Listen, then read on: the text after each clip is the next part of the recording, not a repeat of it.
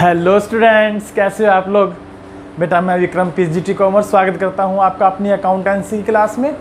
जैसा कि आप लोग जानते हैं, हमने चैप्टर नंबर 5 स्टार्ट कर रखा था, retirement and death of A partner. और इस चैप्टर में बेटा बेसिकली अब तक हम क्या कर चुके थे, हम लोग कर चुके थे calculation of new profit sharing ratio and gaining ratio. और सेकेंड टॉपिक हमने इसमें डिस्कस किया था बेटा अकाउंटिंग ट्रीटमेंट ऑफ गुडविल, और जिसके मैंने आपको लास्ट टाइम क्वेश्चन करने दिए थे अप टू 25 तक। आई होप आप लोगों ने कर लिए होंगे। चलिए फिर भी मैं एक बार लास्ट वाला टॉपिक डिस्कस करते हुए दोबारा से एक क्वेश्चन और करवा देता हूं। उसके बाद हम आज नया टॉपिक स्टार्ट करेंगे, revaluation of assets and liabilities, और इसके कुछ प्रैक्टिकल क्वेश्चन देखेंगे। चलिए अपनी बुक से क्वेश्चन नंबर 25 मैं जो है आज आप लोगों को करवा रहा हूँ।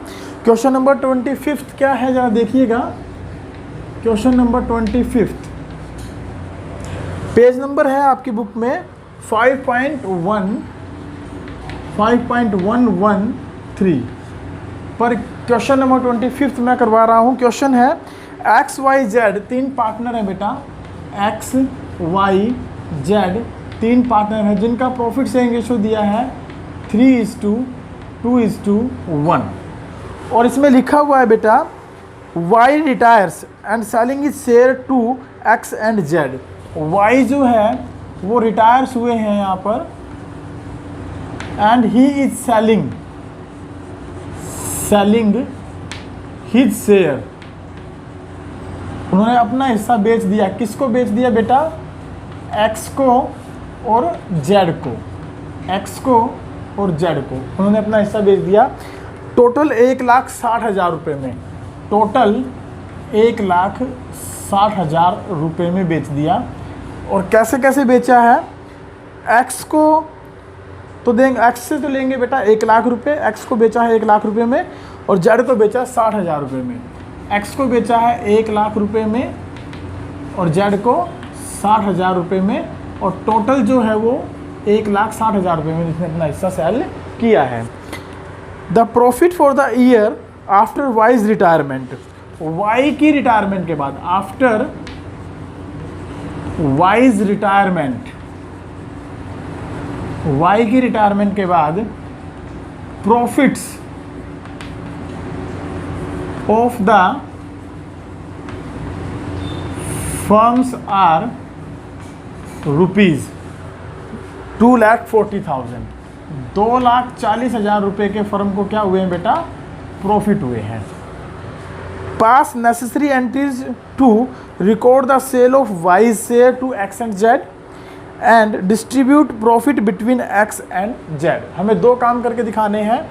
एक तो पहला पॉइंट इसने कहा है कि जो वाइज शेयर है, वाइज शेयर जो सेल हुआ है उसकी जर्नल एंट्री पास करनी है। और दूसरा जो पॉइंट हमारे सामने है वो ये है कि जो प्रॉफिट्स हुए हैं, profits of new firm after Y's retirement, wise retirement, उनके लिए हमें एक जर्नल एंट्री पास करके दिखानी है। तो चलिए करते हैं इस क्वेश्चन को सोल्व। देखिए कैसे करेंगे बेटा। इस क्वेश्चन को अगर मैं सोल्व करूं तो देखिए कैसे किया जाएगा। सबसे पहले तो हम इस पार्ट को देखते हैं, Y के शेयर के लिए जो उसने सेल कर दिया उसकी जनरल एंट्री कैसे करेंगे। बेटा सीधी सी बात है, Y जब रिटायर हो रहा है तो उसका हिस्सा जो है वो 1,60,000 बनता है, जिसको X और Z ने खरीद लिया है 1,60,000 रुपये में। तो इसका मतलब किस रेशो में उसने ये हिस्सा गेन किया X और Z ने, वो हमें निकालना पड़ेगा। तो X और Z ने Y के शेयर को 1,60,000 रुपये में परचेज किया है। तो इसके अकॉर्डिंग अगर मैं इनका शेयर निकालूं तो 5:3 ये गेनिंग रेशो बन जाएगा बेटा। किसका? X और Z का। किसका गेनिंग रेशो बन जाएगा? ये X और Z का, कि इन्होंने 5:3 में Y के शेयर को गेन किया है। अब Y के शेयर को 5:3 में गेन किया तो सीधी सी बात है इसकी हमें एंट्री कर दें। गेन करने वाले पार्टनर क्या होते हैं? डेबिट। तो X's capital account debit, Y तो रिटायर्ड है, जेड्स capital account debit to Y's capital account, हम ये एक एंट्री पास कर देंगे।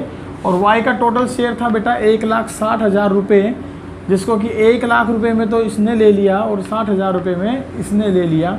और ये नरेशन हम यहाँ लिख देंगे, Y share acquired by X and Z in 5:3। साथ ही साथ हम इस क्वेश्चन में दूसरी एंट्री भी पास कर देंगे। अब देखते हैं दूसरी एंट्री क्या बनती है बेटा। अगर मैं दूसरी एंट्री की बात करूँ तो नया प्रॉफिट हुआ है 2,40,000 रुपये, और 2,40,000 अगर नया प्रॉफिट हुआ है और इनका गेनिंग शेयर है 5:3, तो मुझे बेटा क्या निकालना पड़ेगा, न्यू शेयर निकालना पड़ेगा। किसका, एक्स का और जेड का। चलिए इसको मैं यहाँ कैलकुलेट कर देता हूँ, जरा ध्यान देंगे। सबसे पहले देखिएगा एक्सेस गेन कितना है, एक्सेस गेन शेयर निकाल रहा हूँ, एक्सेस गेन शेयर निकाल रहा हूँ। कितना है, y का शेयर था 2/6 और x ने गेन किया बेटा 5:3 में, दोनों ने गेन किया तो 8 में से 5 हिस्से, यानी कि y के शेयर का 5/8, तो 2 चौके 8, ये आ गया बेटा 5/24 इसने गेन कर लिया। ऐसे ही अगर हम z के शेयर को निकालेंगे तो z का गेन शेयर क्या होगा, ज़रा देखते हैं। z का गेन शेयर होगा 2/6 मल्टीप्लाइड बाय, और इन्होंने गेन किया है बेटा 3/8, तो 3/8 से इसको मल्टीप्लाई करा दें 3/8, तो 2 चौके 8, ये आ गया बेटा 3/24। ये आ गया x का और z का गेन। अब इनका न्यू शेयर निकाल दें। न्यू प्रॉफिट शेयरिंग रेशो होता क्या है बेटा, ओल्ड रेशो में यदि गेन शेयर प्लस कर दिया जाए तो हमारे सामने क्या निकल कर आता है, न्यू प्रॉफिट शेयरिंग रेशो। तो एक्सेस बताइए न्यू शेयर कितना बनेगा। एक्स का ओल्ड रेशो देखिए कितना है, टोटल था ये 6 शेयर, 3 रुपये ले रहे हैं 6 में से, तो 3/6 इनका ओल्ड था, और इनका गेन है बेटा 5/24, इसको हम इसमें प्लस कर देंगे। तो एलसीएम लेकर यदि इसको इक्वल करूँ तो 3/6 को 4 से गुना और 4 से भाग करा दूँ और उसमें 5/24 जोड़ देता हूँ, तो मेरे सामने क्या निकल कर आएगा बेटा, 12/24 प्लस में 5/24 इज इक्वल टू 17/24। और ऐसे ही जेड का अगर मैं शेयर देखूं तो उसका पुराना शेयर कितना था, 1/6, तो 1/6 में प्लस कर देंगे 3/24। अब फिर सेम इस तरीके से इस क्वेश्चन को कैसे करेंगे, इसको भी 4 से गुना और 4 से भाग, तो ये बन गया बेटा 4/24 जमा 3/24 बराबर 7/24। तो इस हिसाब से नया प्रॉफिट शेयरिंग रेशो x/z कितना बनता है बेटा, 17:7। ये आ गया न्यू प्रॉफिट शेयरिंग रेशो। और जैसा कि आपको पता है कि y की रिटायरमेंट के बाद फर्म को 2,40,000 के प्रॉफिट हुए, तो ये प्रॉफिट किसके होंगे, x के और z के। तो हम इन प्रॉफिट्स को x और z में डिस्ट्रीब्यूट कर देंगे। तो x और z में कैसे डिस्ट्रीब्यूट करेंगे, ज़रा देखते हैं। Entry profit and loss appropriation account debit to X's capital account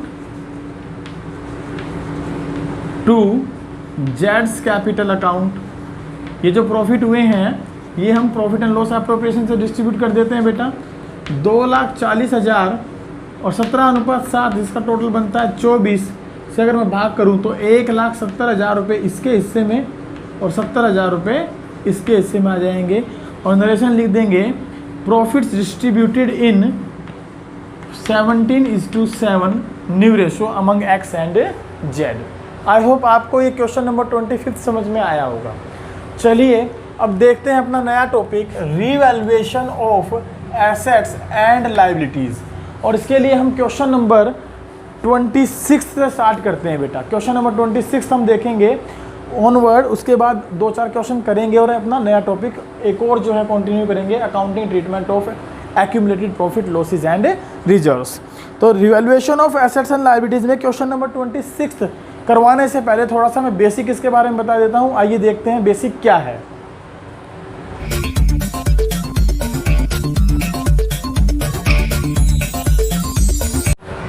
चलिए थोड़ा सा बेसिक जो है मैं आप लोगों को बता देता हूँ revaluation of assets and liabilities के बारे में, और साथ ही साथ बेटा accounting treatment of goodwill, accounting treatment of accumulated profit losses और रिजर्व्स, इन दोनों का मैं बेसिक बताकर इन दोनों के क्वेश्चंस हम लोग स्टार्ट करते हैं। देखते हैं क्वेश्चन कैसे किए जाएंगे।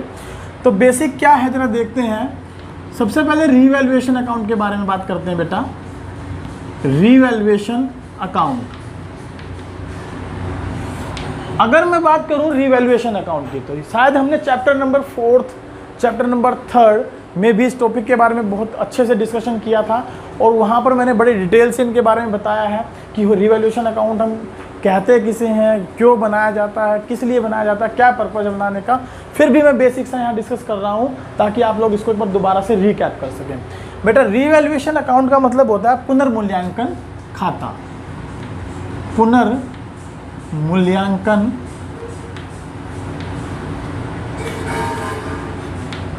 खाता,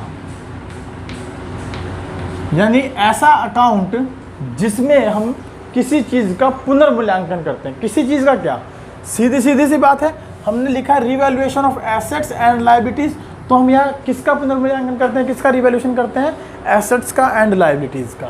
बेटा रिवैल्यूएशन अकाउंट में पहले ही बात हम अगर डिस्कस करें तो ये एक नॉमिनल अकाउंट है, ध्यान रखेंगे आप, एक नंबर में क्वेश्चन पूछ लिया जाता है what is the nature of revaluation account, तो ये एक नॉमिनल अकाउंट है।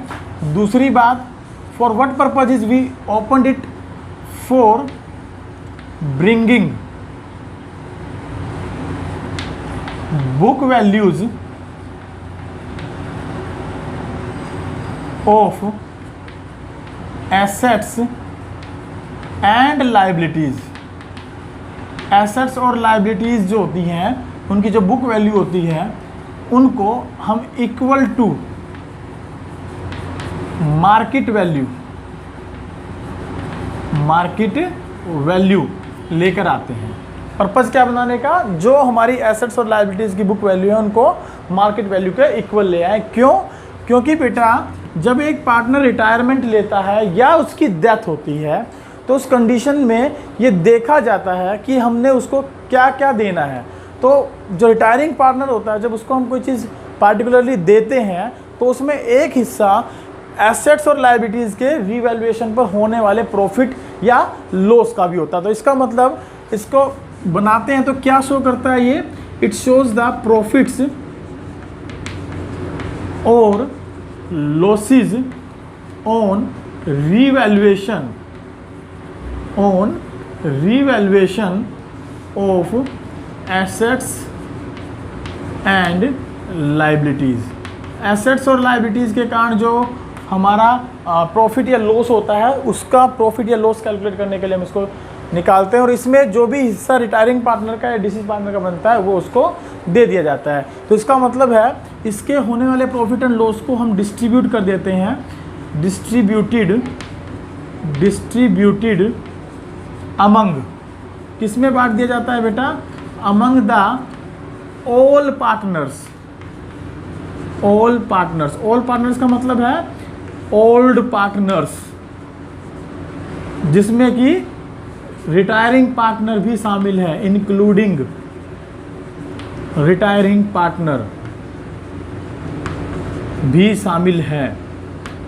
उनमें हम इनके in old profit sharing ratio होता है उसमें हम इसको डिस्ट्रीब्यूट कर देते हैं। नंबर 5, जो भी ऐसे प्रॉफिट एंड लॉस आते हैं पार्टनर्स में बंटते हैं तो उनकी जर्नल एंट्री क्या की जाती है बेटा, देखिए जर्नल एंट्री की जाती है revaluation account debit to old partners capital account. Old ratio में हम इसको क्या कर देते हैं, डिस्ट्रीब्यूट कर देते हैं। ये कुछ बेसिक से पॉइंट है बेटा। अब यहाँ पर देखना ये है कि इसका फॉर्मेट क्या होता है, कैसे हम फॉर्मेट में इन सारी चीज़ों को लिखते हैं।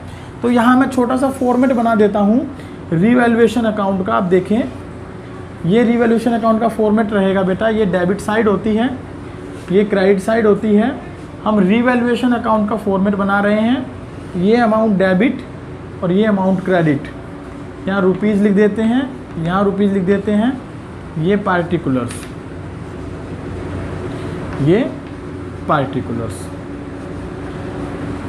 और ये हमने लाइन लगा दी। बेटा देखिए, अब बात आती है रिकॉर्डिंग की। रिकॉर्डिंग कैसे की जाए? आप मुझे सिंपल क्वेश्चनों का आंसर देते जाइए, मैं रिकॉर्डिंग करता चला जाऊंगा। पहली बात, यदि मान लीजिए आपकी फर्म है और आपकी फर्म में बिल्डिंग दे रखी है आपको, और बिल्डिंग की बुक वैल्यू बताइए आपको 1 लाख रुपए है, और मार्केट वैल्यू हमने उसकी चेक की, और तो मार्केट वैल्यू में पता लगा कि वो 1.5 लाख रुपए में बिक रही है। तो आप मुझे बताएं कि अगर आपकी एसेट्स जो 1 लाख रुपए की थी और वो अब 1.5 लाख रुपए में बिकेगी, तो आपको प्रॉफिट होंगे कि लॉस होंगे? सर ये कैसा क्वेश्चन है? तो किसी आम आदमी से पूछ लो तो वो भी बता देगा। बेटा यही तो क्वेश्चन है, मैं यही तो पूछना चाह रहा हूँ आपसे। आप बताएं, 1 लाख रुपए की चीज़ यदि 1.5 लाख में बिके तो आपको प्रॉफिट होंगे कि लॉस होंगे? सर प्रॉफिट होंगे डेफिनेटली। तो बेटा रिवैल्यूएशन अकाउंट मैंने कैसा अकाउंट बताया है? Nominal account. नॉमिनल अकाउंट के आपने +1 में रूल्स पढ़े होंगे। क्या रूल्स होते हैं जरा ये भी बता दें। सर हमने पढ़े थे कि डेबिट जो है इसमें लॉसेस, एक्सपेंसेस ये करते हैं, और सर क्रेडिट जो है इसमें प्रॉफिट्स, गेन्स, इनकम्स या रिवेन्यूज लिखे जाते हैं, बेटा तुमने बिल्कुल सही पढ़ा है, +1 में कोई दिक्कत नहीं है। अब मुझे बताएं, मैं पूछ रहा हूँ एसेट्स 1 लाख की थी और 1.5 लाख में बिक गई या बिक सकती है, तो कितने का प्रॉफिट होगा आपको? बेटा 50,000 का प्रॉफिट होगा। तो डेफिनेटली अब 50,000 से इसका मतलब आपकी एसेट्स इंक्रीज हो गई। तो मैं ये कहना चाहता हूँ कि जब भी आपकी एसेट्स इंक्रीज हो तो आपको क्या होते हैं? प्रॉफिट्स। तो बेटा इसके विपरीत क्या होंगे? सर इसके विपरीत होने चाहिए, अगर ये डिक्रीज होंगे तो हमें लॉस होने चाहिए। बिल्कुल सही। दूसरा रूल बताइए। अगर मैं दूसरे रूल की बात करूं तो बेटा एक छोटा सा एग्जांपल और ले लेते हैं। बताइए यदि आपके क्रेडिटर्स 30,000 आपने रिकॉर्ड कर रखे हैं और आपको ये पता लग जाए कि एक 10,000 का क्रेडिटर और था जिसको अब तक हमने रिकॉर्ड नहीं किया था और अब हमें वो रिकॉर्ड करना पड़ेगा, तो बताइए कि आपको फ्यूचर में पैसा कम पेड करना पड़ा कि ज़्यादा पेड करना पड़ा, या आपकी लायबिलिटीज़ बढ़ गई या घट गई? सर यहाँ तो लायबिलिटीज़ बढ़ गई, पहले 30 देने थे और 10,000 की और रिकॉर्डिंग करनी पड़ी, तो इसका मतलब अब 40 देने पड़ेंगे, तो इसका मतलब हमें लॉस होगा सर फ्यूचर में। बिल्कुल लॉस होगा बेटा। आप इसे लॉस कहें या आप कहें कि आपकी लायबिलिटीज़ इंक्रीज हो गई, तो मैं यही कहूँगा कि अगर आपकी लायबिलिटीज़ बढ़ जाएँ तो आपको क्या होगा? आपको लॉस होगा रिवैल्यूएशन पर, और अगर ये घट जाएँ तो सर सीधी सी बात है इसका विपरीत कर दो, हमें प्रॉफिट होंगे। बिल्कुल सही बात है बेटा। और ऐसे ही अगर मैं बात करूँ अनरिकॉर्डेड एसेट्स की और अनरिकॉर्डेड लायबिलिटीज़ की, तो बता दीजिए आपको प्रॉफिट होंगे कि लॉस होंगे? सर जब ये अनरिकॉर्डेड ही हैं और अब हमें रिकॉर्ड करने पड़ेंगे तो सीधी सी बात है, दोनों ही बढ़ रहे हैं। अनरिकॉर्डेड एसेट भी बढ़ रही है और अनरिकॉर्डेड लायबिलिटीज़ भी बढ़ रही है। बिल्कुल सही बात कही आपने। अब ये दोनों अगर बढ़ रहे हैं तो अनरिकॉर्डेड एसेट्स के बढ़ने से तो सीधी बात है सर प्रॉफिट होंगे, और अनरिकॉर्डेड लायबिलिटीज़ के बढ़ने से हमें क्या होंगे? लॉस होंगे। तो बहुत अच्छा आप लोगों ने समझा है बेटा। और इन्हीं के बेस पे अगर मैं इनमें रिकॉर्डिंग की बात करूं तो देखिए हम रिकॉर्डिंग कैसे करते हैं। सीधी सी बात है बेटा, एसेट्स यदि बढ़ जाएं तो बताइए एसेट्स बढ़ने पर हम क्या करते हैं? एसेट्स को डेबिट करते हैं, और एसेट्स को यदि डेबिट करते हैं तो इसका मतलब है एसेट्स बढ़ने पर डेबिट की जाएगी और घटने पर क्रेडिट की जाएगी। और लायबिलिटीज़ के बढ़ने और घटने पर बताइए क्या करेंगे आप लोग? सीधी सी बात है बेटा, लायबिलिटीज़ के बढ़ने पर ये क्रेडिट होंगी, क्योंकि लायबिलिटी क्रेडिट करने से बढ़ती हैं और डेबिट करने से घटती हैं। और सीधी सी बात इसके बारे में भी लगा दें, अनरिकॉर्डेड एसेट बढ़ रही हैं तो ये डेबिट होंगी और ये घट रही हैं तो क्रेडिट होंगी। अब सर इनके डेबिट क्रेडिट रूल जानने का क्या मतलब है? बेटा सीधी सी बात है, रिवैल्यूएशन अकाउंट में बना रहा हूँ, इसके रूल्स हम नॉमिनल अकाउंट वाले लगा रहे हैं। तो जहाँ पर प्रॉफिट्स हो रहे हैं वो सारे क्रेडिट में लिख दें, और जहाँ पर लॉस हो रहे हैं वो सारे डेबिट में लिख दें। इसका मतलब है सर इनके साथ हमें क्या लगाना है? Revaluation account. बिल्कुल सही समझे आप। आपको इनके साथ अकाउंट यूज़ करना है रिवैल्यूएशन अकाउंट। अब किसी भी एंट्री को आप अगर करना चाहें तो बड़े आसानी से कर सकते हैं। देखिए अगर मैं कहता हूं कि एसेट्स बढ़ गई तो क्या जनरल एंट्री आप पास करेंगे? सीधी एंट्री है बेटा, एसेट्स अगर बढ़ गई तो एसेट्स अकाउंट डेबिट होंगी, क्योंकि डेबिट करने से बढ़ती हैं। क्योंकि प्रॉफिट हो रहे हैं तो कौन से अकाउंट में डाल दूं इनको? रिवैल्यूएशन अकाउंट में। तो टू रिवैल्यूएशन अकाउंट हम यहाँ लिख देंगे। बिल्कुल सही सर। तो इसका मतलब वापस में अगर मैं दूसरी एंट्री करूँ लायबिलिटीज़ के बढ़ने की तो इसकी रिवर्स एंट्री होनी चाहिए सर। बिल्कुल होनी चाहिए बेटा, क्योंकि रिवैल्यूएशन में हमें लॉस लिखने होते हैं तो रिवैल्यूएशन अकाउंट डेबिट हो जाएंगे और क्योंकि लाइबिलिटीज़ बढ़ती हैं तो क्रेडिट की जाती हैं, तो टू लाइबिलिटीज़ लिखी जाएंगी, लाइबिलिटीज़ अकाउंट। ये मैंने 2 एंट्री रिकॉर्ड कर दी बेटा। अगर मैं इनकी वाइस वर्सा एंट्री पूछूँ आपसे तो बताइए, एसेट्स बढ़ी तो डेबिट और वाइस वर्सा लिख दूँ यहाँ पर, समझ जाएंगे आप लोग? सर बिल्कुल समझ गए। वाइस वर्सा का मतलब है कि अगर एसेट्स घट गई तो हम एंट्री क्या करेंगे, हम एंट्री करेंगे कि revaluation account debit to assets. और अगर बात करें लायबिलिटीज़ के बारे में कि लायबिलिटी यदि घट जाए तो हम क्या एंट्री करेंगे, तो इसके लिए भी मैं वाइस वर्सा लिख देता हूँ। तो इसकी जो एंट्री होगी वो क्या बन जाएगी बताइए?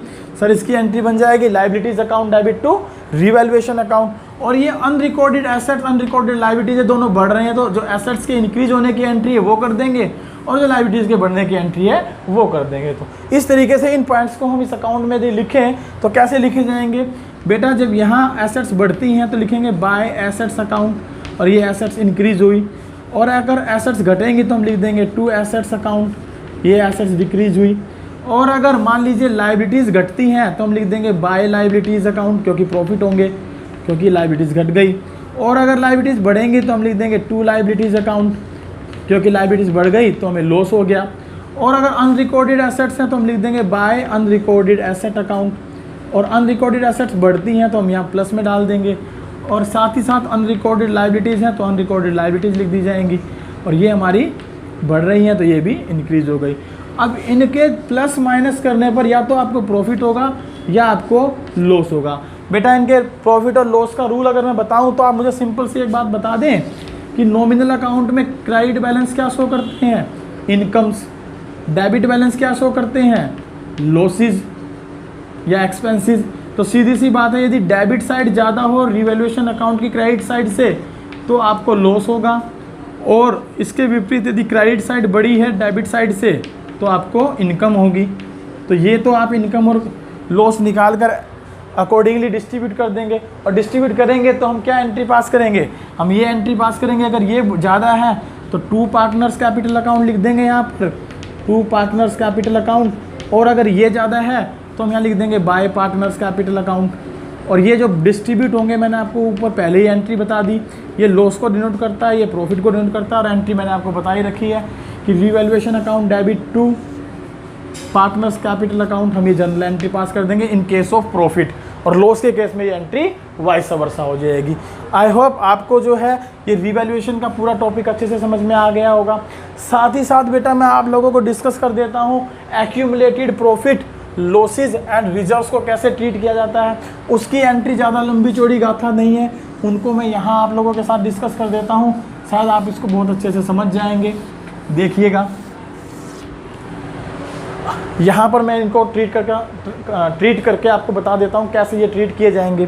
तो बेटा सीधी सी बात मुझे बताइए, अगर accumulated profit losses and reserves हैं तो वो किसके हैं बेटा? वो ओल्ड पार्टनर्स के हैं। तो किस में बांटे जाएंगे बेटा? ओल्ड पार्टनर में बांटे जाएंगे। अगर ओल्ड पार्टनर में बांटे जाएंगे तो रेशो कौन सा यूज होगा? सर ओल्ड रेशो यूज होगा। तो सीधी सी बात है बेटा, अगर प्रॉफिट्स हैं आपके सामने तो प्रॉफिट्स को डेबिट करें क्योंकि उनसे पार्टनर कैपिटल बढ़ेगी। तो हम क्या लिख देंगे यहाँ पर? Accumulated profits account debit, accumulated profits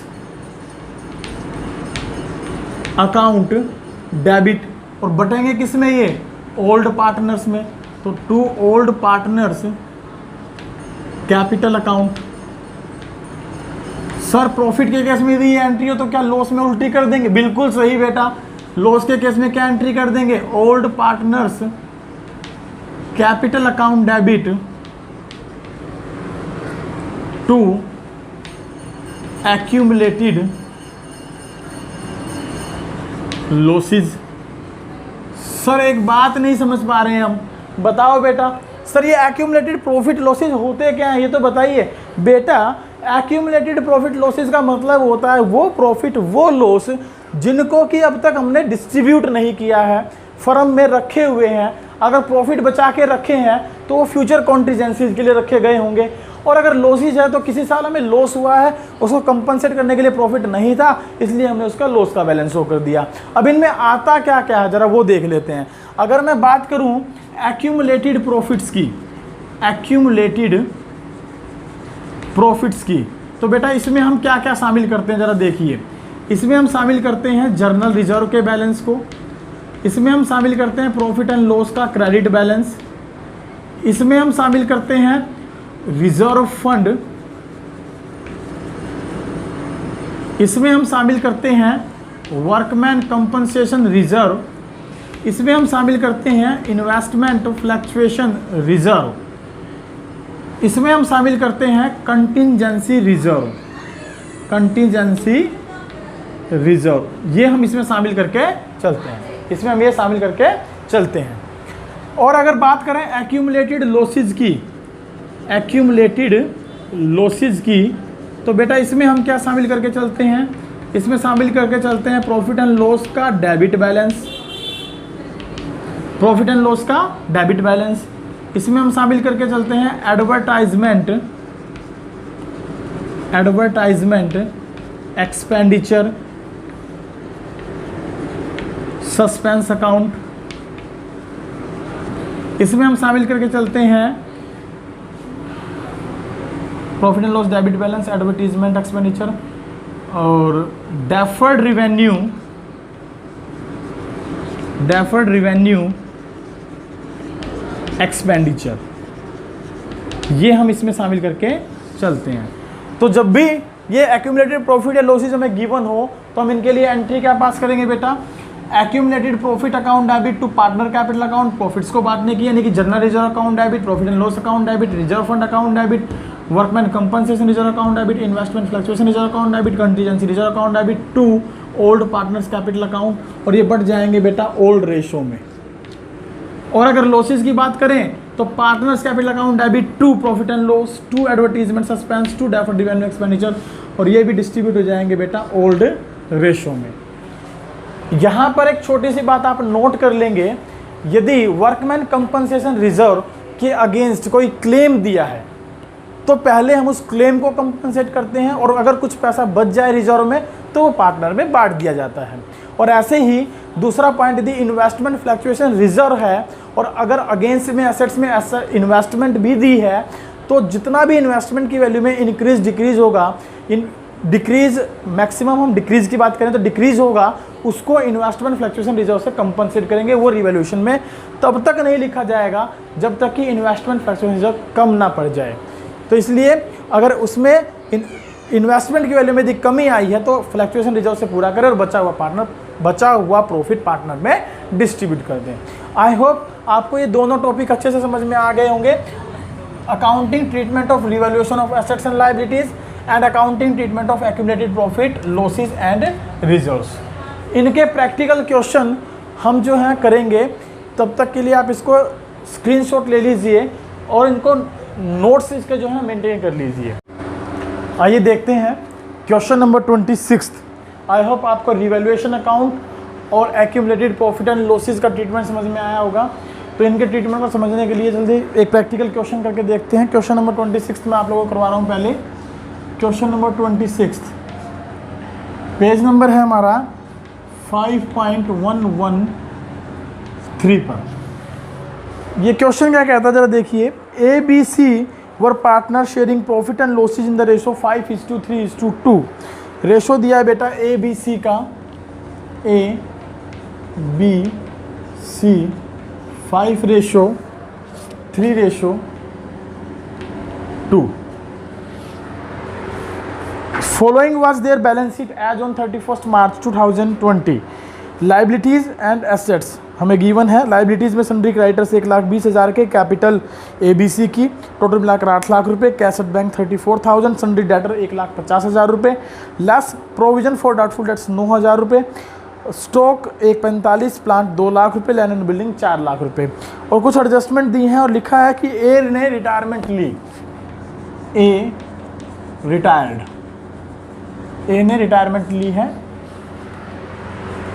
और एडजस्टमेंट्स दी हैं पहली, bad debts amounting to ₹10,000 were to be written off, और provision for doubtful debts to be maintained at an existing rate.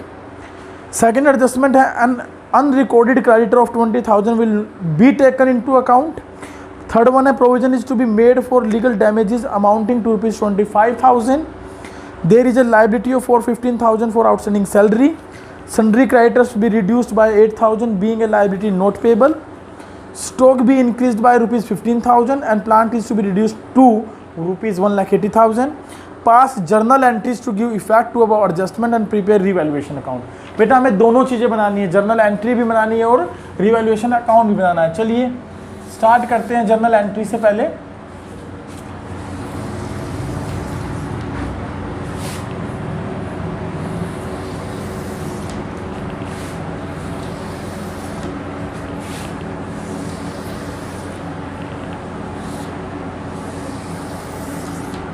Journal entry देखते हैं। ये आपका रहेगा डेट या सीरियल नंबर, ये particulars, ledger folio, amount debit, amount credit. पहला point दिया था बेटा बैड डेट्स हुए हैं 10,000 रुपये के, तो अगर बैड डेट्स 10,000 के हुए हैं तो आप क्या एंट्री कर देंगे, डेटर्स रिड्यूस हो जाएंगे और बैड डेट्स बढ़ जाएंगे आपके। So bad debts account debit to debtors account, amount है 10,000 रुपीज।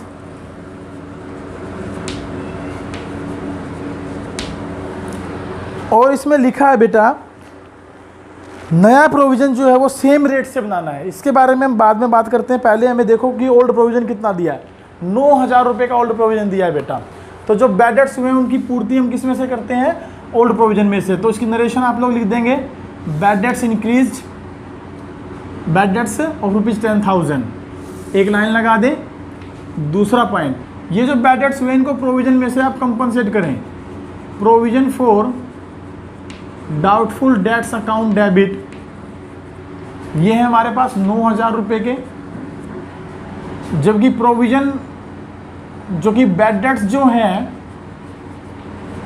वो बनते हैं हमारे पास 10,000 के। तो बेटा 1,000 की कमी है, तो 1,000 की कमी को आप रीवैल्यूएशन अकाउंट से ले लेंगे, रीवैल्यूएशन अकाउंट से आप इसको चार्ज कर लेंगे। ये तो हुआ बेटा जो ओल्ड प्रोविजन था उसका एग्जिस्टेंस, और 1,000 का जो लॉस हुआ हमने उसको रीवैल्यूएशन में डाल दिया। इसकी नरेशन डाल देंगे आप bad debts adjusted through the provision for doubtful debts and remaining loss to be adjusted via revaluation account. Third entry है बेटा, अब इसने लिखा था कि प्रोविजन फॉर डाउटफुल डेट्स जो है ना एग्जिस्टिंग रेट्स पर आप मेंटेन करें। देखिए इसके लिए मैं छोटा सा वर्किंग नोट यहाँ बना रहा हूँ, आप इस पर ध्यान देंगे। ये वर्किंग नोट क्या कहता है बेटा, मेरे पास टोटल डेटर्स गिवन थे 1,50,000 रुपये के, आप अपनी बुक से देख सकते हैं 1,50,000 रुपये के डेटर्स गिवन है। और इस पर ओल्ड जो प्रोविज़न बना हुआ है, ओल्ड प्रोविज़न वो बना हुआ है 9,000 रुपये का। तो एग्जिस्टिंग रेट अगर मुझे पता करनी है तो एग्जिस्टिंग रेट मैं कैसे निकालूंगा, जो प्रोविज़न बना हुआ है 9,000 रुपये का वो कितने पर बना है बेटा, 1,50,000 पर, और परसेंटेज में चेक करना तो इंटू 100। तो 4 जीरो से 4 जीरो अगर मैं काट देता हूँ तो 5 तिये 15, 5 दूनी 10, 3 तिया 9, 6%। 6% हमारा जो है ना प्रोविजन नया मेंटेन होगा, और किस अमाउंट पर होगा और ये देखना भी जरूरी है। तो पहले तो प्रोविजन बनाने की एंट्री करते हैं बेटा, revaluation account debit, revaluation account debit to provision for doubtful debts. अब बनेगा किस अमाउंट पे बेटा, देखिए 1,50,000 रुपये के डेटर्स थे जिनमें से 10,000 रुपये के हमारे बैड डेट्स हुए, तो अमाउंट बची 1,40,000, और इस पर एग्जिस्टिंग रेट है 6%, तो 6% का प्रोविज़न आप मेंटेन करें, अमाउंट आ गई 8400 रुपये। ये हमारा क्या बन गया बेटा, न्यू प्रोविज़न बन गया। चलिए नेक्स्ट चलते हैं। नेक्स्ट पॉइंट है अनरिकॉर्डेड क्रेडिटर हैं जो कि अब हमें पेड करने पड़ेंगे। बेटा अनरिकॉर्डेड यदि क्रेडिटर हैं और पेड करने पड़े तो लायबिलिटीज इंक्रीज हो गई। Revaluation account debit to unrecorded creditors, amount है 20,000 रुपये, अमाउंट है 20,000 रुपये। तो आप ये 20,000 रुपये से एंट्री यहाँ पर पास कर लेंगे। नेक्स्ट है बेटा, इसमें प्रोविज़न हम बनाना है हमें एक लीगल डैमेजेस पर अप टू 25,000, और पहले से प्रोविज़न मेरे पास कोई है नहीं, तो 25,000 रुपये का लीगल डैमेजेस पर प्रोविज़न बनाएं। इसकी नरेशन आप लिख देंगे। फिफ्थ वन, अब प्रोविज़न मेंटेन होगा तो फिर से हमारी लायबिलिटीज़ बढ़ गई। So revaluation account debit to provision for legal damages के नाम से बना देंगे। और ये अमाउंट कितना बनता है बेटा, 25,000, तो 25,000 का एक हमने प्रोविज़न और मेंटेन कर दिया। और यहाँ पर नरेशन लिख देंगे provision maintain for legal damages. Next है हमारा, there is a liability for 15,000 for outstanding salary. Outstanding salary के भी लिए लाइबिलिटी है हमारी क्रिएट हो रही है, तो फिर से आप एक एंट्री कर दें और revaluation account debit to outstanding salaries, और अमाउंट है 15,000 रुपये, तो 15,000 से आप इसको रिकॉर्ड करके चलेंगे। और नरेशन हो जाएगा provision made for outstanding salary. Entry number 7 देखिए क्या करेंगे। एक क्रेडिटर्स था जो कि 8,000 रुपये से कम हो गए और अब हमें वो पेड नहीं करने, तो 8,000 रुपये से क्रेडिटर कम हो गए, तो क्रेडिटर्स अकाउंट डेबिट, लाइबिलिटीज़ हैं कम हो रही हैं, डेबिट हो जाएंगी टू रिवैल्यूएशन अकाउंट, और अमाउंट हो जाएगी 8,000 रुपीज़। और नरेशन हम लोग लिख देंगे क्रेडिटर्स रिड्यूस्ड बाय रुपीज़ 8,000। आइए देखते हैं नेक्स्ट। एक ट्रांजैक्शन दी है, स्टॉक 15,000 से बढ़ गया और प्लांट 1,80,000 तक करना है। स्टॉक है बेटा 1,45,000 का, ये 15,000 से बढ़ गया है, और प्लांट 2 लाख का था, वो 1,80,000 करना है, यानी प्लांट घट गया और स्टॉक बढ़ गया। एक एंट्री मैं यहाँ कर देता हूँ। सबसे पहले स्टॉक को बढ़ाने की एंट्री कर देता हूँ 15,000 रुपये से, तो ये एंट्री हो जाएगी stock account debit to revaluation account, amount आ जाएगी 15,000 रुपये, ये 15,000 से इंक्रीज हो गया। और एक एंट्री मैं यहाँ लिख देता हूँ ताकि हम लोग उस क्वेश्चन को अच्छे से कर सकें कि एंट्री नंबर 9, प्लांट जो है हमारा क्या हो रहा है बेटा, इसमें रिड्यूस हो रहा है। प्लांट रिड्यूस हो रहा है तो revaluation account debit to plant account, और ये वैल्यू हो रही है 1,80,000 तक, जबकि प्लांट बुक में दिया हमें 2 लाख रुपए का, तो इसका मतलब 20,000 से रिड्यूस हो गया, तो 20,000 से हम इसको कम कर देंगे। आई होप आपको इसकी जर्नल एंट्री समझ में आ गई होगी क्वेश्चन नंबर 26 की। आइए देखते हैं इसका रिवैल्यूएशन अकाउंट कैसे बनाया जाएगा। मैं यहाँ पर इसका रिवैल्यूएशन अकाउंट मेंटेन कर रहा हूँ। देखिए रिवैल्यूएशन अकाउंट,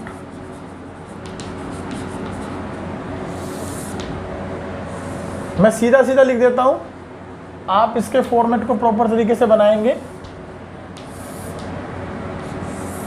ये लीजिए मैं सीधा सीधा लिख रहा हूँ, ये पार्टिकुलर्स है हमारा, और ये अमाउंट, ये पार्टिकुलर्स, ये अमाउंट। अब देखिए ये जो जर्नल एंट्री की है हमने इनको यहाँ पोस्ट करना है बेटा। +1 में हमने पोस्टिंग सीखी होगी। जो अकाउंट मेंटेन कर रहे हैं, यदि वो अकाउंट जर्नल एंट्री में डेबिट हुआ है तो डेबिट में लिखेंगे, और अगर वो अकाउंट क्रेडिट हुआ तो हम क्रेडिट में लिखेंगे। पहली एंट्री है bad debts account debit to debtors, revaluation का कोई नाम नहीं आया तो इसलिए इस एंट्री को वहाँ ट्रांसफर नहीं करेंगे। यहाँ पर रिवैल्यूएशन आया है डेबिट में टू बैड डेट्स की वजह से, तो इसका मतलब हम यहाँ लिख देंगे टू बैड डेट्स, और अमाउंट है 1,000 रुपये। नेक्स्ट है revaluation to provision for doubtful debts, ये भी हमें मेंटेन करना पड़ा, तो यहाँ लिख देंगे to provision for doubtful debts 8,400। यहाँ पर रिवैल्यूएशन अकाउंट अभी टू क्रेडिटर्स है, ये भी बढ़ रहे हैं, तो हम लिख देंगे टू अनरिकॉर्डेड क्रेडिटर्स। अमाउंट कितनी है अनरिकॉर्डेड क्रेडिटर्स की बेटा, 20,000, तो ये 20,000 रुपये की हम यहाँ एंट्री कर देंगे। नेक्स्ट है revaluation account debit to provision for legal damages, ये भी लायबिलिटीज इंक्रीज हो रही है, तो to provision for legal damages के नाम से आप एंट्री कर दें, अमाउंट आ जाएगी 25,000, 25,000 की यहाँ अमाउंट लिख दें आप। नेक्स्ट है रिवैल्यूएशन टू आउटस्टैंडिंग, ये तो क्या हो रहा है, लॉस ही आएगा इसका मतलब। To provision for outstanding salary कितना है बेटा, ये है हमारे पास 15,000 रुपये का, तो इसको भी आप यहाँ मेंटेन कर दें। क्रेडिटर्स टू रिवैल्यूएशन, यहाँ क्रेडिटर 8,000 से कम हुए हैं और रिवैल्यूएशन क्रेडिट हुआ है, तो बाय क्रेडिटर्स के नाम से मैं एंट्री कर दूंगा, अमाउंट आ जाएगी 8,000। नेक्स्ट है स्टॉक भी बड़ा है 15,000 से, तो बाय स्टॉक हम यहाँ लिख देंगे क्योंकि रिवैल्यूएशन क्रेडिट हुआ है, वो भी कितनी अमाउंट से, 15,000 रुपये से। एक एंट्री हमने यहाँ की है revaluation account debit to plant account, plant घटा है हमारा 20,000 से, तो उसको यहाँ लिख देंगे टू प्लांट अकाउंट 20,000 रुपये। अब हमने आपको बताया था कि डेबिट क्रेडिट जोड़ दीजिए, अगर डेबिट साइड ज़्यादा हो तो लॉस आएगा, क्रेडिट साइड ज़्यादा हो तो प्रॉफिट आएगा। लेकिन यहाँ तो सारे ही आइटम हमने कहाँ लिखे हैं, डेबिट में लिखे हैं बेटा, डेफिनेटली लॉस ही आ रहा है। ज़रा देखते हैं कितना आ रहा है, 20 और 40 60, 60 और 20 80, 80 और 9 89,400 रुपये का टोटल बनता है। फिर जोड़ लेते हैं 2 3 4 5 6 और 2 8 और 1 9, 8 8 और 89,400, ठीक है, यहाँ लिख लीजिए 89,400 रुपये। और लॉस आ रहा है तो क्या लिखेंगे बेटा, bye partners capital account, bracket में लिख देंगे लॉस ट्रांसफर। पार्टनर कौन है, ए बी सी, ए के अकाउंट में, बी के अकाउंट में और सी के अकाउंट में। देखिए जरा कितना लॉस आ रहा है, 15 और 8 23,000 में माइनस कर दूं तो 23 में 400 जोड़ देता हूं यहाँ पर, 23,400, 23 और 6 29,400, 29 में 60 जोड़ दिए तो 89,400, 66,400 का क्या हो रहा है बेटा, लॉस हो रहा है। अब 66,400 के लॉस को किस पैसे में बांट दे, 5 और 3 और 2, 5 और 3 8 और 2 10, 10 से डिवाइड करता हूँ तो ये आ गया बेटा 6,640, 6,640 गुना 5 गुना 3 गुना 2, आप इसकी कैलकुलेशन कर लेंगे आई होप। तो ये आपका हो जाएगा क्वेश्चन नंबर 26। आई होप आपको रिवैल्यूएशन की जर्नल एंट्री और रिवैल्यूएशन अकाउंट बनाना आया होगा। चलिए हम एक दो क्वेश्चन और करते हैं related to accounting treatment of accumulated profit losses and reserves. तो मैं आपको क्वेश्चन नंबर 28 जो है करवा रहा हूँ, जरा क्वेश्चन नंबर 28 पर सुनिए क्या है। A B C D are partner sharing profit in the ratio of 4:3:2:2. C retires and the remaining partner decided to share future profits in the ratio of 5:3:2. On the date of C's retirement, there was a debit balance of rupees 30,800 in profit and loss account. Show the necessary journal entry for treatment of profit and loss account balance. बेटा ये बड़ा आसान सा question है, इसको मैं orally ही आपको बता देता हूँ आपको कैसे करना है, उसके बाद हम कोई दूसरा क्वेश्चन देखेंगे। यहाँ पर देखिए A B C D 4 partner दिए हैं, उनका ओल्ड रेशो दिया है, सी रिटायर्ड हो रहा है और सी के रिटायरमेंट के बाद नया रेशो दिया है। बेटा अगर प्रॉफिट एंड लॉसेस का ट्रीटमेंट करना है तो मैंने आपको बताया था कि ओल्ड रेशो में करते हैं। अब यहाँ हमें नए रेशो की तो ज़रूरत है नहीं, और हमें दिया क्या है, प्रॉफिट एंड लॉस का डेबिट बैलेंस। अब प्रॉफिट एंड लॉस का डेबिट बैलेंस क्या होता है बताइए ज़रा। Yes of course it is a loss. अगर लॉस दे रखे हो तो मैंने क्या एंट्री बताई थी आपको, ज़रा याद आ रही है तो बताएं ज़रा। बेटा अगर लॉस दे रखे हो तो partners account debit to profit and loss account से हम एंट्री पास कर देंगे। तो इस क्वेश्चन की तो मैं सीधी सीधी एंट्री अगर कर दूं तो आप देखिए क्या एंट्री बनेगी। क्वेश्चन नंबर 28 में यहाँ कर देता हूँ। क्वेश्चन नंबर 28 में A B C D 4 partner दिए हैं आपको, ए बी सी डी, इनका रेशो जो दिया है वो दिया है 4:3:2:2, और इसमें सी जो है वो क्या ले रहा है बेटा, रिटायरमेंट। तो ए अनुपात बी अनुपात डी का नया रेशो उन्होंने दे दिया बेटा 5:3:2, और बता रखा है कि प्रॉफिट एंड लॉस का डेबिट बैलेंस है 30,800 रुपये। अब बेटा मैंने आपको बताया था प्रॉफिट एंड लॉस का डेबिट बैलेंस हो तो क्या होता है, वो लॉस होता है, और लॉस को बांटने की एंट्री हम लोग क्या करते हैं बताइए ज़रा। लॉस को बांटने की एंट्री करते हैं। Old partners debit, A debit, B debit, C debit, D debit and to profit and loss account. अब 30,800 के लॉस को मैं किस रेशो में बांट दूंगा बेटा? ओल्ड रेशो में। 4 3 7 और 2 9 और 2 11। 11 से इसको यदि मैं डिवाइड करता हूं तो कितना आता ज़रा देखिए। 11 दूनी 22, 11 8 88, 0 0 इंटू 4 इंटू 3 इंटू 2 इंटू 2, ये वैल्यूज हमारे पास आ जाएंगी। और नरेशन हम क्या लिख देंगे? Loss distributed among the old partners in old ratio. I hope आपको क्वेश्चन नंबर 28 भी समझ में आया होगा। चलिए हम क्वेश्चन नंबर 29 करते हैं। क्वेश्चन नंबर 29 क्या है, जरा देखिए बुक से।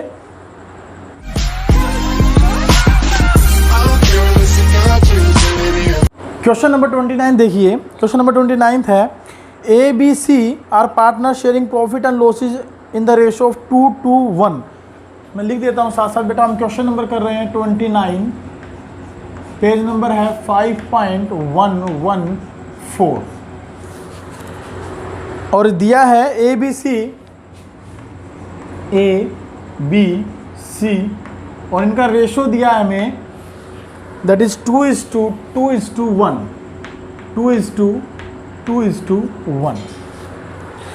ए retires and new ratio between B and C.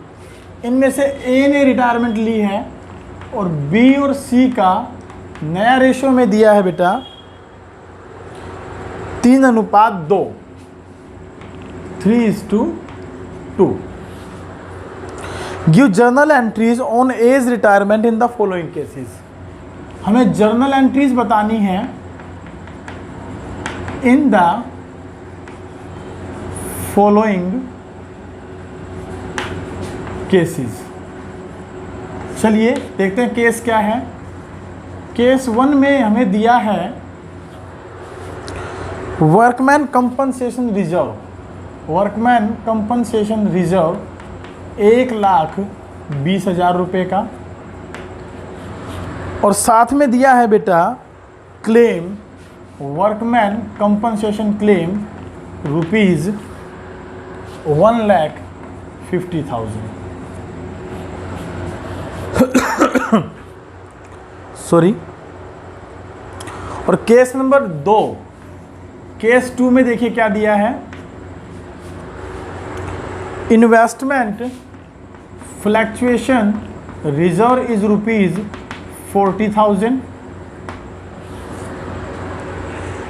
And investment दिए हैं बेटा साथ में, इन्वेस्टमेंट जिसकी मार्केट वैल्यू तो दी है बेटा 1,00,000 रुपए और बुक वैल्यू है 85,000। ये इसकी बुक वैल्यू है, ये अपीयर्ड है। और इन कंडीशंस में मेरे से वो जर्नल एंट्रीज पूछ रहा है। चलो देखिए इस क्वेश्चन को हम कैसे सोल्व करते हैं बेटा, कैसे किया जाएगा। सबसे पहले केस 1 हम उठाते हैं। बेटा मैंने आपको बताया था वर्कमैन कंपनसेशन रिजर्व और इन्वेस्टमेंट फ्लक्चुएशन रिजर्व ये स्पेसिफिक रिजर्व होते हैं। चैप्टर नंबर 4th 3rd में हमने डिस्कशन किया था इनके बारे में। तो ये स्पेसिफिक रिजर्व हैं और इस चैप्टर में भी मैंने बताया था अगर वर्कमैन कंपनसेशन रिजर्व आ जाए या इन्वेस्टमेंट फ्लक्चुएशन रिजर्व आ जाए और इनके अगेंस्ट क्लेम या इन्वेस्टमेंट की वैल्यू दी हो तो हमें उनको रिवैल्यूड देखना पड़ेगा क्या होता है। तो सबसे पहले केस 1 के बारे में हम जर्नल एंट्री पास करते हैं बेटा। देखिए कैसे जर्नल एंट्री पास की जाएंगी। हमारे पास रिजर्व है 1,20,000 रुपये का और क्लेम है 1,50,000 रुपये का। तो जितना क्लेम पॉसिबल है उतना तो कवर करिए रिजर्व से। तो हम एंट्री कर देंगे workman compensation reserve account debit और अमाउंट आ जाएगी 1,20,000 रुपये। जितना क्लेम आप कंपनसेट कर सकते हैं उतना करिए। To provision for workman compensation claim account, ये 1,50,000 रुपये। तो 30,000 रुपये की जो कमी है बेटा वो कमी हम पूरी कर लेंगे किससे? रीवैल्यूएशन अकाउंट से। तो रीवैल्यूएशन अकाउंट क्या कर देंगे इसमें हम लोग? डेबिट, क्योंकि ये वैल्यू क्या हुई है? रीवैल्यूड हुई है। कितने रुपए का लॉस हो गया हमें? 30,000 का। तो 30,000 का जो लॉस हुआ उसकी नरेशन आप लिख देंगे workman compensation reserve adjusted and deficiency adjusted via revaluation account. ये एक एंट्री हमने कर दी इसकी। इस कंडीशन में क्योंकि रिवैल्यूएशन पे लॉस आया है तो हम एक एंट्री और पास करेंगे इस लॉस को बांटने की। और लॉस किस में बटेगा बेटा? ओल्ड पार्टनर्स में, ओल्ड रेशो में। तो एंट्री हो जाएगी हमारे पास A's capital account debit, B's capital account debit,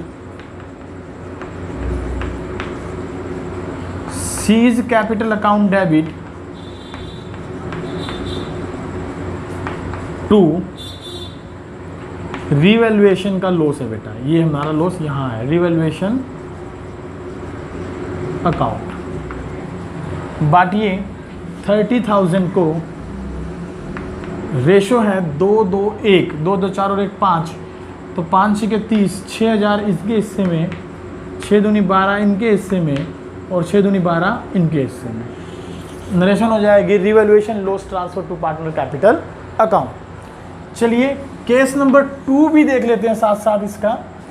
case number 2 हमें क्या कहता है बेटा? केस नंबर 2 में लिखा है इन्वेस्टमेंट फ्लक्चुएशन रिजर्व 40,000 के हैं, इन्वेस्टमेंट की मार्केट वैल्यू 1 लाख रुपए हो गई और बुक वैल्यू थी 85,000 रुपये। यहाँ इन्वेस्टमेंट बेटा क्या हो रहे हैं? घट रहे हैं कि बढ़ रहे हैं? बढ़ रहे हैं सर। बेटा अगर बढ़ रहे हैं तो इसको एज इट इज़ प्रॉफिट मानते हुए पार्टनर के कैपिटल अकाउंट में बांट दीजिए।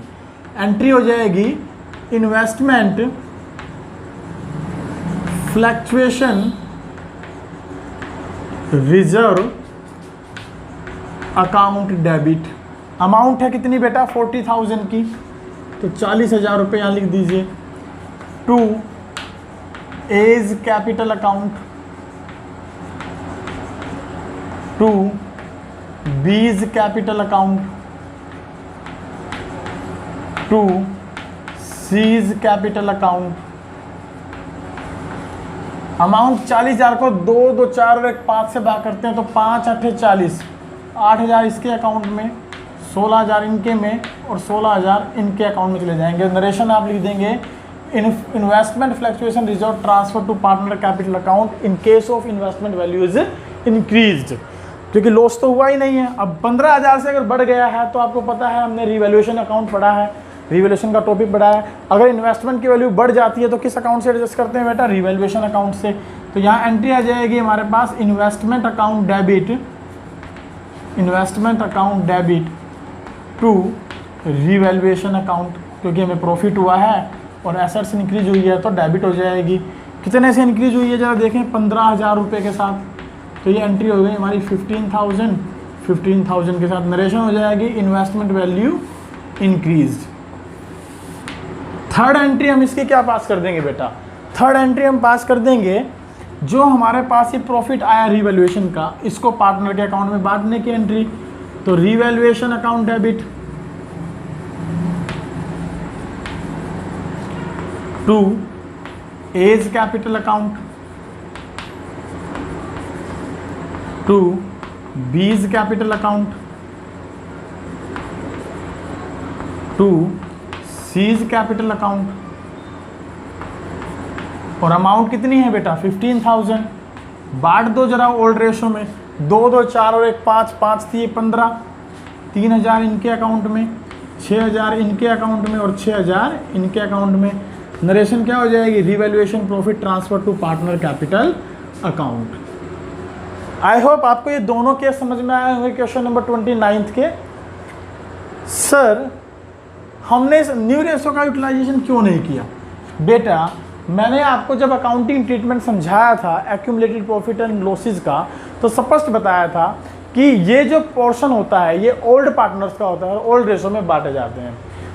लेकिन अगर याद करें आप चैप्टर नंबर 3 को, तो वहाँ हमने ये भी बताया था अगर पार्टनर्स इनको डिस्ट्रीब्यूट नहीं करना चाहते तो इनको एडजस्ट कर सकते हैं। और एडजस्ट किस रेशो में कर सकते हैं? गेनिंग एंड सेक्रीफाइस में। लेकिन ऐसा इसने कुछ कहा नहीं, तो इसलिए हमने नए रेशो का यूटिलाइजेशन नहीं किया। चलिए हम एक क्वेश्चन और देख लेते हैं, हमारे पास थोड़ा स्पेस है, हम यहाँ कर लेंगे इस क्वेश्चन को आसानी से। जरा देखते हैं एक और क्वेश्चन और उसके बाद चलते हैं एक और नेक्स्ट क्वेश्चन पर। ताकि ये टॉपिक और अच्छे से क्लियर हो सके। बेटा मैं आपको करवा रहा हूँ क्वेश्चन नंबर 31। क्वेश्चन नंबर 31 क्या है ज़रा देखिए। क्वेश्चन नंबर 31 मैं यहाँ लिख देता हूँ इसकी समरी। क्वेश्चन नंबर 31 पेज है हमारा 5.115। क्वेश्चन हमें कुछ इस तरीके का दिया है। ए बी सी 5 3 2 में लाभानी बांटते हैं। ए बी सी 5 3 2 में प्रॉफिट शेयरिंग रेशो करने वाले पार्टनर हैं। और लिखा है कि सी ने रिटायरमेंट ले ली। बेटा सी ने रिटायरमेंट ले ली, हमने सर्कल लगा दिया। ए और बी फ्यूचर में प्रॉफिट बांटेंगे 6:4 में। ए और बी का फ्यूचर प्रॉफिट है 6:4। ये इनका कौन सा रेशो है? Old ratio. ये कौन सा हो गया हमारे पास? New ratio. चलिए आगे देखते हैं क्या लिखा है। Goodwill is to be taken at 2 years purchase of average profit of last 5 years which were ₹10,000, $25,000 and $15,000 loss 36,000, 44,000 respectively. तो यहाँ पर इसका मतलब है बेटा गुडविल की भी हमें कैलकुलेशन करनी पड़ेगी। जी सर गुडविल की भी कैलकुलेशन करनी पड़ेगी। चलिए गुडविल की कैलकुलेशन करके देखते हैं पहले, फिर आगे क्वेश्चन को पढ़ेंगे। और गुडविल कैलकुलेट करने के लिए कहा 2 years purchase of average profit of last 5 year। तो पहले बेटा हम यही काम कर लेते हैं। स्टेप नंबर 1 गुडविल की कैलकुलेशन। गुडविल कैलकुलेशन देखिए, गुडविल दी है 2 years purchase of average profit. अब यहां पर फॉर्मूला लगाएंगे साथ साथ। 2 into एवरेज प्रॉफिट का फॉर्मूला क्या होता है बेटा? सम ऑफ लास्ट 5 years प्रॉफिट और लॉसेस डिवाइडिंग बाय 5। ये हमारा फॉर्मूला बना इसका। तो ये आ गया 2 into 5 साल के प्रॉफिट। जरा जोड़े हैं, जरा क्या क्या दे रखे हैं बेटा। पहले साल 10,000 प्रॉफिट, दूसरे साल 25,000 का प्रॉफिट, टोटल हो गए 35,000। फिर 15,000 का लॉस, तो 35 माइनस में 15 हमारे पास बच गए 20,000 प्रॉफिट। फिर 36,000 का प्रॉफिट और फिर 44,000 का प्रॉफिट। तो 44 और 36 हो गए 80 और बचे थे 20। तो 80 और 20 1 लाख। तो 1 लाख रुपए का बेटा टोटल हमारे पास प्रॉफिट है। 5 साल का प्रॉफिट और लॉस है। 5 से हमने इसको डिवाइड कर दिया। तो ये गुडविल कितनी आ गई मेरे पास जरा देखें। 5 दूनी 10, ये आ गए 20,000। तो 20,000 से इसको मल्टीप्लाई कराएं तो ये आ गया बेटा 40,000 रुपये हमारे पास गुडविल। ये एवरेज प्रॉफिट से गुडविल की वैल्यूएशन हुई है। बेटा आपको पता है गुडविल जो भी आए उसमें हमें रिटायरिंग पार्टनर का शेयर चेक करना होता है। तो आप स्टेप नंबर 2 चेक करें, C's share in goodwill. C's share in goodwill. अब गुडविल है 40,000 रुपये की और सी का शेयर बनता है बेटा 5 और 3 8 और 2 10, 2/10 8,000। साथ ही साथ आप इस बात को भी समझें कि गुडविल का एडजस्टमेंट हम हमेशा किस रेशो में करते हैं बेटा? गेनिंग रेशो में। तो गेनिंग रेशो भी निकालना पड़ेगा। यहाँ मैं गेनिंग रेशो निकाल देता हूँ। टोटल बनता है इनका 10 और इनका टोटल बनता है 10। अगर देखें तो 10 रुपये में से ए जो है वो 5 रुपये लेता था, आज 6 रुपये लेता है। तो 1/10 क्या कर रहा है ये? गेन। यहाँ पर 3 लेता था, आज 4 लेता है। तो ये भी क्या कर रहा है? 1/10 गेन। और ये 2/10 तो सैक्रिफाइस करके जा ही रहा है। तो इसका मतलब गेनिंग रेशो मेरे पास स्टेप नंबर 3 में आ गया। गेनिंग रेशो कितना आ गया बेटा? Gaining ratio A/B is equal to 1:1। तो गुडविल हम डिस्ट्रीब्यूट कर देंगे 1:1 में। चलिए आगे क्वेश्चन पढ़ते हैं। क्वेश्चन लिखा है at the date of C's retirement following balances appeared in the books of firm. General reserve दिया है, प्रॉफिट एंड लॉस का डेबिट बैलेंस दिया है और सी का कैपिटल अकाउंट का बैलेंस दिया है। You are required to record necessary journal entry in the books of firm and prepare C's capital account on his retirement. तो चलिए तो बड़ा आसान सा क्वेश्चन कर दिया। मैं जर्नल एंट्री कर रहा हूँ बेटा इस क्वेश्चन की। ये जर्नल एंट्रीज मैं यहाँ लिख देता हूँ। देखिए पहली जर्नल एंट्री तो हम करेंगे बेटा गुडविल से रिलेटेड। हमने गुडविल की कैलकुलेशन कर रखी है। गुडविल को बांटने की एंट्री क्या होती है? Continuing partner debit. तो एज कैपिटल अकाउंट डेबिट हो जाएगा, बीज कैपिटल अकाउंट डेबिट हो जाएगा और एंट्री कर देंगे to C's capital account. Amount आ गई बेटा 8,000 रुपये बांटने हैं इक्वल इक्वल रेशो में, तो 4,000 और 4,000। आई होप आपको ये पहली एंट्री क्लियर हुई होगी। चलिए देखते हैं दूसरी एंट्री। अब मेरे पास दिए हैं बेटा जर्नल रिजर्व दिए हैं और प्रॉफिट एंड लॉस अकाउंट दिए हैं, तो इनकी अलग अलग 2 एंट्री कर देते हैं। जर्नल रिजर्व प्रॉफिट हैं, बांटिए। General reserve account debit to old partner में बटेंगे ए, बी और सी। कैपिटल अकाउंट के नाम से आप ये एंट्री कर देंगे बेटा। मैं एक साथ लिख रहा हूँ, आप अलग अलग लिखें। अमाउंट है 1,20,000 रुपये का प्रॉफिट और रेशो हमें पता ही है 5, 3 और 2। 5 और 3 8 और 2 10 दिया है, 10 से भाग कर दें तो ये बन गया 12,000। तो 12 पंजे 60,000 इसके हिस्से में आ जाएंगे, 12 तिया 36,000 इसके हिस्से में आ जाएंगे और 12 दूनी 24,000 इसके हिस्से में आ जाएंगे। आई होप दूसरी एंट्री भी आपको अच्छे से क्लियर हो गई। चलिए तीसरी एंट्री पर चलते हैं। तीसरी एंट्री में बेटा हमें दिया है प्रॉफिट एंड लॉस का डेबिट बैलेंस, लॉस है। और लॉस जब बांटते हैं तो पार्टनर के कैपिटल अकाउंट क्या हो जाते हैं, डेबिट। तो A's capital account debit, B's capital account और सीज कैपिटल अकाउंट डेबिट हम लिख देंगे और लिख देंगे to profit and loss account. और अमाउंट आ जाएगी हमारे पास 30,000 का loss. Ratio 5, 3, 2 old ratio use करेंगे तो 3 पंजे 15,000 इनके अकाउंट में, 3 तिया 9,000 इनके अकाउंट में और 6,000 इनके अकाउंट में। आई होप आपको ये तीसरी एंट्री भी समझ में आई होगी। अब हमारे पास इसने कहा है कि सी का कैपिटल अकाउंट का बैलेंस दिया है और आपको कैपिटल अकाउंट बनाकर दिखाना है। बेटा कैपिटल अकाउंट आप बना लेंगे। आई होप कि आपको समझ में आ जाए। मैं कोशिश करता हूँ, यहाँ कैपिटल अकाउंट बना देते हैं। चलिए इसका मैं कैपिटल अकाउंट बना देता हूँ। आई होप आपको समझ में आ जाएगा। थोड़ा सा ठीक से आप बनाने की कोशिश करें। सीज कैपिटल अकाउंट मैं यहाँ लिख देता हूँ। बेटा इनका बैलेंस दिया है, सबसे पहले आप बैलेंस लिख देंगे। बैलेंस कितना दिया है, 2 लाख रुपए का। अब देखिए इसको मिला क्या क्या है, जो जो चीज़ें मिली हैं वो इसके अकाउंट में ट्रांसफ़र कर दीजिए आप। इसको अगर हम देखें तो हमारी एंट्रीज में सबसे पहले एंट्री थी A's capital debit, B's capital debit to C's capital. तो by A's capital and by B's capital इसको मिली है गुडविल 4-4 हज़ार रुपये की। तो 4,000 इसके अकाउंट में यहाँ, 4,000 इसके अकाउंट में यहाँ। दूसरी एंट्री देखें तो जर्नल रिजर्व में इसको प्रॉफिट मिले हैं, तो बाय जर्नल रिजर्व हम लिख देंगे और अमाउंट मिली है जर्नल रिजर्व में 24,000 रुपये की। तो 24,000 रुपये की इसकी अमाउंट यहाँ लिखी जाएगी। नेक्स्ट एंट्री देखें तो इसके अकाउंट में एक लॉस ट्रांसफर हुआ 6,000 रुपये का, तो लिख देंगे to profit and loss being loss का शेयर मिला है कितने का, 6,000 रुपये का। तो 6,000 का यहाँ लॉस इसके अकाउंट में आ जाएगा। आई होप और कोई ट्रांजैक्शन इसके अकाउंट में नहीं है। तो इसको अगर हम जोड़ दें और घटा दें तो ज़रा देखें कितना हिस्सा इसके अकाउंट में बनता है टोटल। तो ये बना बेटा मेरे पास 4 और 4 8 और 4 12, 2 और 1 3, 2,32,000 रुपये टोटल बनते हैं इधर। 2,32,000 मैं यहाँ लिख देता हूँ। अब माइनस करते हैं तो ये बन गया 2,26,000 रुपये। बेटा क्योंकि पार्टनर सी रिटायर्ड हो रहा है तो अब इसका कोई बैलेंस तो कैपिटल का बचेगा नहीं, तो या तो इसको पेमेंट की जाएगी या इसका अमाउंट लोन में ट्रांसफ़र कर दिया जाएगा। पेमेंट के लिए उसने हमें बोला नहीं है तो हम इसका अमाउंट किस में डाल देंगे बेटा, लोन अकाउंट में। तो लिख देंगे टू सीज लोन अकाउंट 1,26,000 और बैलेंसिंग फिगर बच जाएगा। अब जब नई बैलेंस शीट कभी बनाएंगे तो उसमें लोन अकाउंट हम शो करके चलेंगे। चलिए ये हमने क्वेश्चन किए बेटा accounting treatment of profit and losses and reserves and revaluation of assets and liabilities related. यहाँ तक का टॉपिक हम लोगों ने कर लिया है।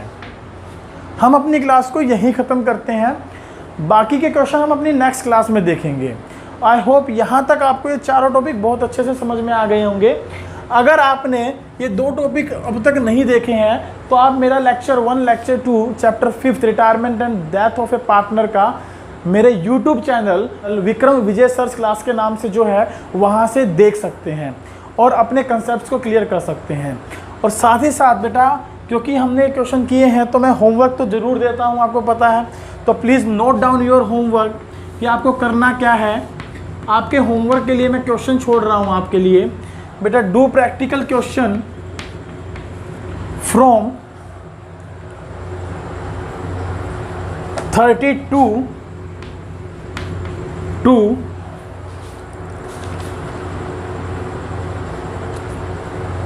35, यहाँ तक आप क्वेश्चन करेंगे। और अगर किसी प्रकार की कोई प्रॉब्लम आए तो my contact number is yes 9671925624। आप इस नंबर पर कॉल करके कभी भी अपनी प्रॉब्लम्स को सोल्व करवा सकते हैं। और अगर आपको लगता है कि जो है मेरे डाउट्स रिटर्न फॉर्मेट में आप तक पहुंचे तो आप मुझे व्हाट्सअप करिए ताकि मैं आपकी प्रॉब्लम को सोल्व आउट कर सकूं। Thank you very much.